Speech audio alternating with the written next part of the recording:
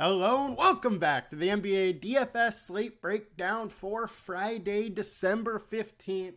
We are here partway through December, and we're here to break down the slate. We got a good one on tap here. Not quite as wild and crazy as the last couple days. So far, it does look like it is a more mellow injury slate, but who knows what will happen as we inch a little closer to lock. Now, before we get into it all, come join us at LionStar. We do have these 4 promo offers. It only takes a $10 to a $25 deposit to get a free month of LionStar. If you're a new customer to Thrive, Sleeper, Underdog, or Chalkboard, you can take advantage of that. Now, let's get into the slate. I think it is an interesting one. Some interesting situations to talk through for sure. 8 games on tap. Obviously, the Pacers versus Washington is one that a lot of people are going to be targeting, and it's an interesting one to talk about for sure. Now, the Wizards are 9-point underdogs in that one, so we also could see a blowout there. Who knows what happens for sure.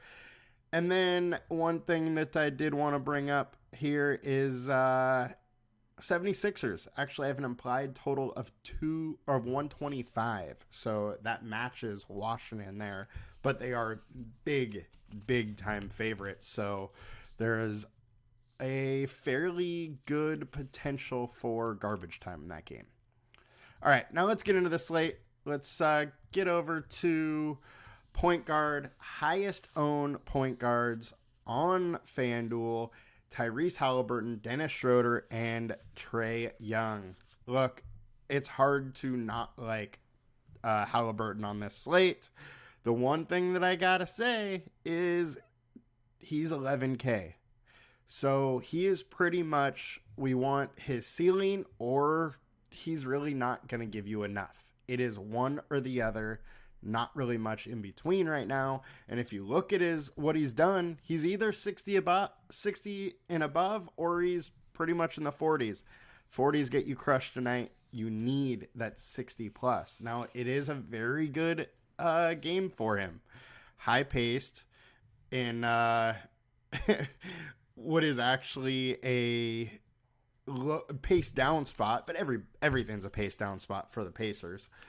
But less of a pace down than normal because Washington goes fast. They're also poor against point guard. 26 overall in fantasy point scoring versus point guard. So Halliburton is going to have his opportunities. Just is he able to do it at these elevated prices? I'm not totally sure.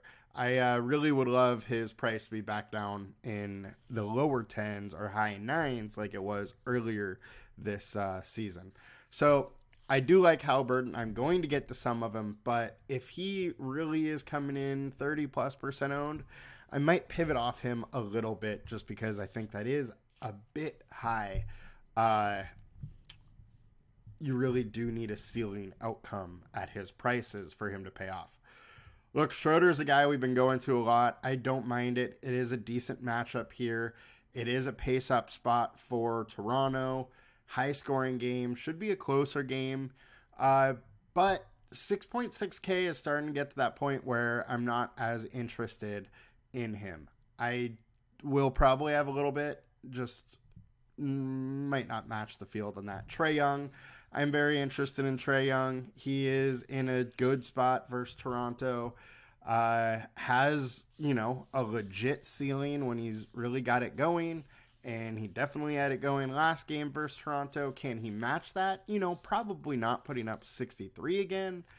But he is also in a very similar spot to Halliburton, where his price is pretty much near his ceiling. And if you don't get something close to his ceiling, then he's not going to really pay it off for you. And while it's a good spot, it's not like a amazing spot. Scary Terry. Look, the dude keeps balling. He's just putting up 50 burgers, 60 burgers, and we've been riding that wave. Now, 9.1K is about the time we need to start jumping off the train. In this matchup, I may stay on a little bit more, but I actually like who he's going up against a little bit more in CJ McCollum. McCollum, only 7.9K. I think this is too low. Zion is questionable, but McCollum has been playing very, very well. And if this game stays close, 40s is almost a certainty, and he does have a ceiling of 50s here and there. Now, he does generally need, say Zion or one of the stars to be out to hit that ceiling, and Zion is questionable, but it is absolutely possible with those guys playing, just not quite as likely. So I do like McCollum. Some other point guards that I like that are a little lower owned. You could pivot off Trae Young, go to Dejounte Murray. He is in a similar spot and similar priced as McCollum with really the same type upside, same type scenario. Murray does need Young to be gone to really hit his 60-point upside, but high 40s is absolutely in play even with Young there. Now, let's get over to DraftKings here. The three high-owned point guards, Devin Vassell, Scotty Barnes, and Gary Trent.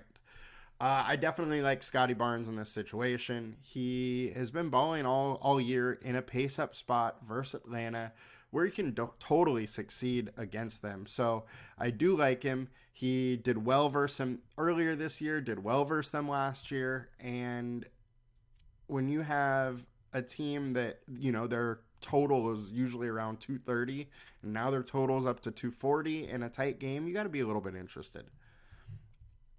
Gary Trent, look, he is too cheap on DK, so I have some interest, but he hasn't been playing many minutes lately, so I do worry about that. But if he was to play good and get up to that 25, 26 minute range that we saw earlier this season, then at 4K, I think you got to be a little bit interested.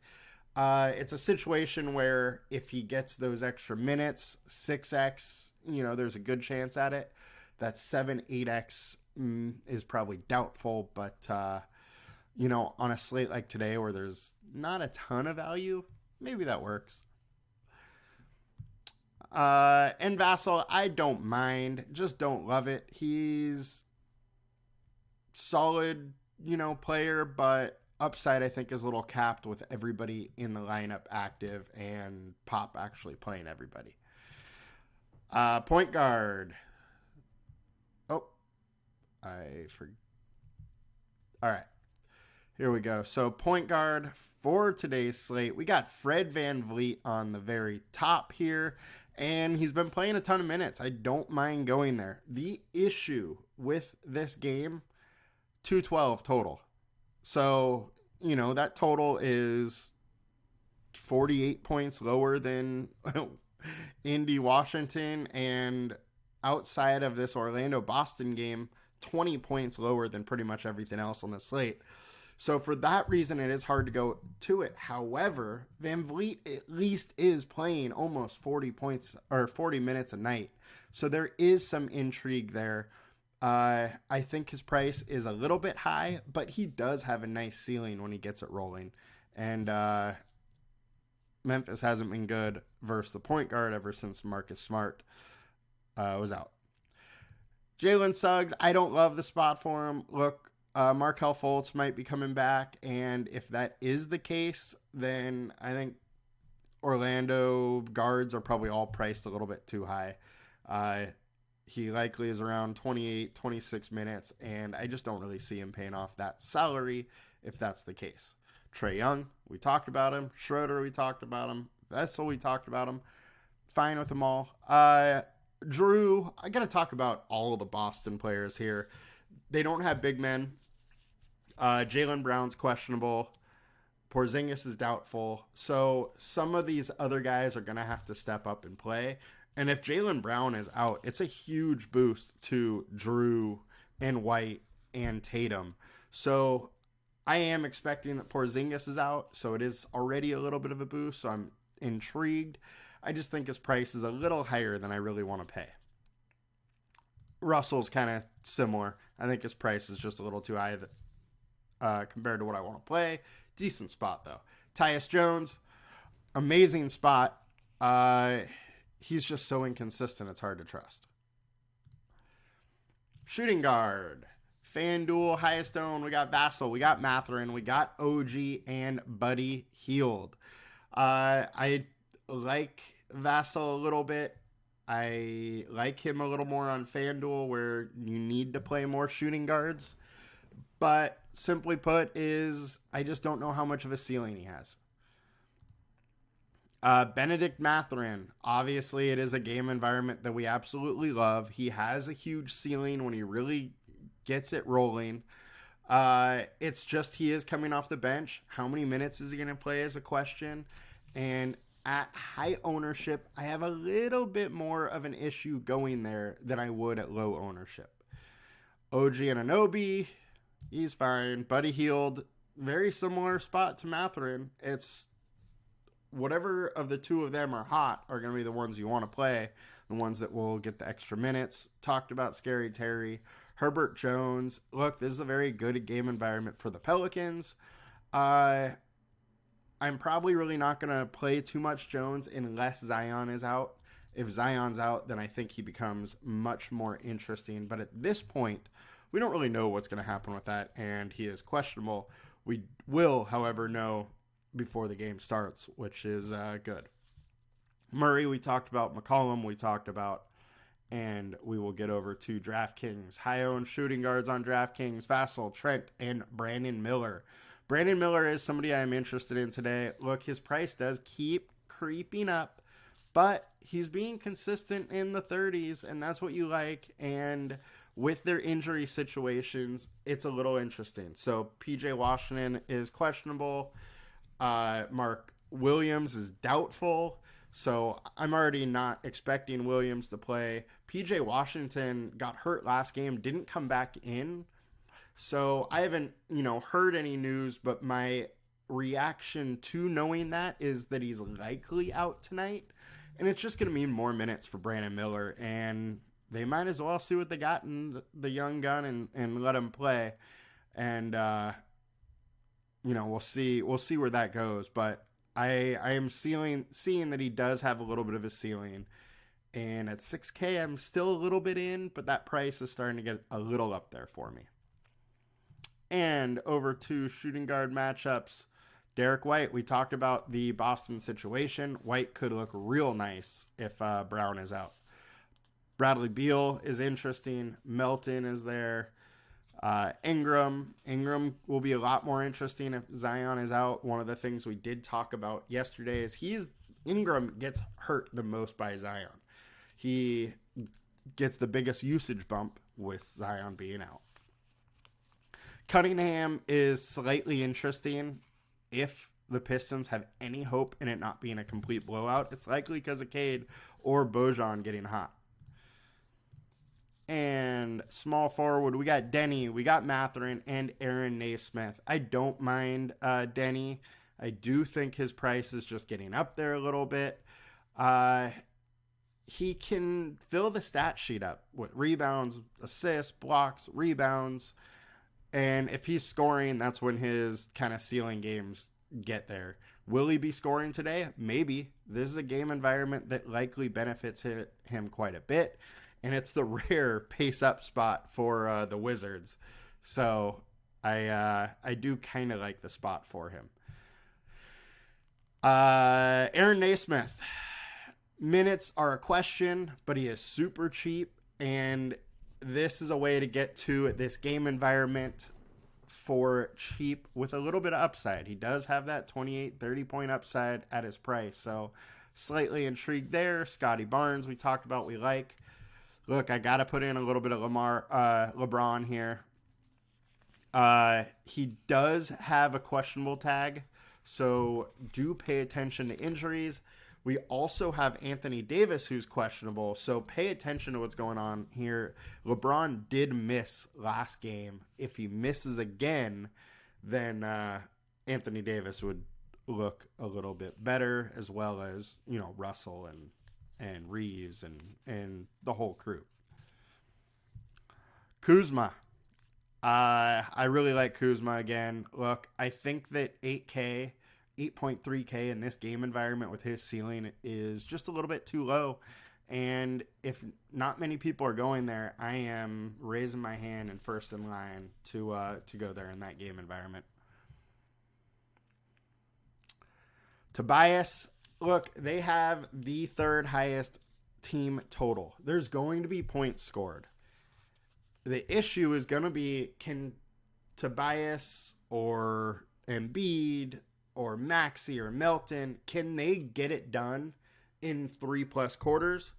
You know, that's kind of the question. They're going to have very good, efficient games to get it done, but there's points to be scored here. And in the case that Pistons somehow keep the game close, then all of these players start to look good.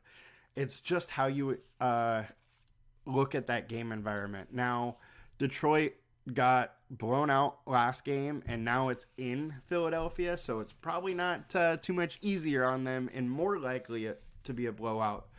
But if they can keep it close, at least into the late third, early fourth, then all the 76ers players have a chance. And in that case where the Pistons keep it close, then there's somebody on that side that probably is worthy. And that's one thing where if I'm playing 76ers players, I think I do want to have a little bit of mini correlation here, because if they get there, there's probably somebody on the other side too.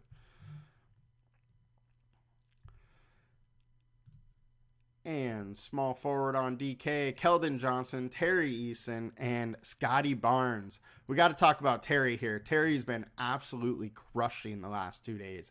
He's got some extra minutes. So does that continue or not? I don't know. But the guy has been balling, and it's something at least to take note of. When you're getting 10x at 4.7K or 4.4, you got to take notice here. 3-4 extra minutes in those games. Now, does he fall back, this game back to his 2022-ish? Or is that 27 a real deal? If that 27's a real deal, Terry looks absolutely great.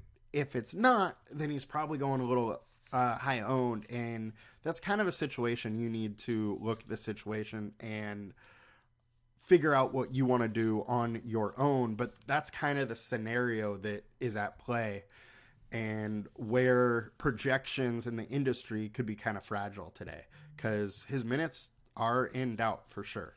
Keldon Johnson, good game environment. He just did well for him. He's probably going a little over owned though. And small forward here, we got Herb Jones, Grayson Allen, who is going to play and does not have a minutes limit. Denny's up there, Scotty Barnes, Keldon, all guys we've pretty much talked about already. And power forward, we got Denny, Naismith, and Jackson. Jackson's only popping up because there's not that much value out there right now. Pascal looks good. I do like him. That game environment is great. He's still too cheap for his upside. Don't mind him or Barnes. And we can talk to Wemby. So on FanDuel, his salary is up there, 10.3K. But, I mean, to be honest, he's probably a better player than Halliburton at this point, because Halliburton is, 600 more, and they both have a similar ceiling. But I think Victor has some more chances to get into the 50s than Halliburton does. So I do like Wemby, and I mean, I also like Halliburton, but Wemby is extremely interesting and probably going a little too low owned. And then on DraftKings, where he's only 9K, he's even a little more interesting. And DK high owned, we got Eason, Denny, and Keldon Johnson. Talked about all, so we will just get over to the matchup tool. So Kuzma at the very top of our power forward matchup. I told you I was high on him. Now we also have data to show that he's in an extremely good matchup. Very rare pace-up spot for a while. Pace-up spot for Washington. So I think you got to kind of like Kuzma here. Bay is a little bit interesting. His price has came up a little bit, so I'm not as intrigued. But if Hunter is out, I think his minutes are secure, and I don't mind going back there. KD and Booker, I'm a little intrigued by as well. Get over to the center spot. So this is the awkward one here. So Boston, they are without Porzingis. Well, Porzingis is doubtful.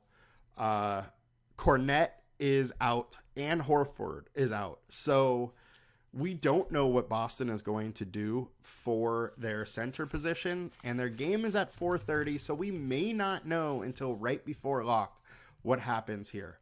My guess, Neemias Queta is the starter. However, he hasn't done that before and hasn't played since December 1st, and he only got 10 minutes then. So the guy can produce on a fantasy per minute basis when he's out there. He is a 7-footer. He's the only 7-footer left on the team that is at least healthy, saying Porzingis is out. So I think I'm interested. It is going to be him or Lamar Stevens starting probably at center, and my guess is it's Queta. His minutes, super variable.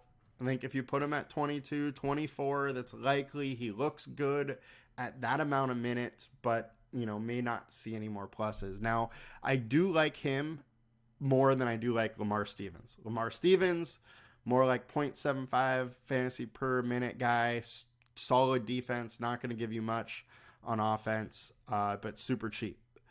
So Queta would be my preferred, but not too sure what's gonna go on there. And there could be some weird allotments. The only reason I think that it is Queta is because Orlando does have some size. So my guess is they want to match that size a little bit. But who knows what actually happens when it comes down to it. Some other pivots that I like. He's the only one that's going to be super high owned. Everybody else is going to be way lower owned. I do think Capella's interesting versus Toronto, and Wemby as well. Then on to DK center spot. Queta, Siakam, and Wemby, all of which we have covered. And the best matchup is Miles Turner, AD, and Podol. Don't mind Podol. He did just have a giant game versus Atlanta. He did play 32 minutes, though, which is not normal. He's more of a 28-minute guy. But when he gets those extra minute run, he really does produce. Does it happen again in the same matchup? Maybe. Worth noting, worth talking about. And look, Embiid has been on an absolute tear lately. Look, like I said last game, going into it, if the Pistons keep it close, he's in an absolute smash spot. Big if, though. He crushed, only played 31 minutes, and got 67. If he gets, 34, 35 minutes, he's likely to be mid-70s or 80, but I think it's a big if he is able to get those minutes if the Pistons are able to keep it close. All right, guys, that will do it for us today. Good luck, and I'll be back next week. Make sure to like, comment, and subscribe. Adios, guys. Bye.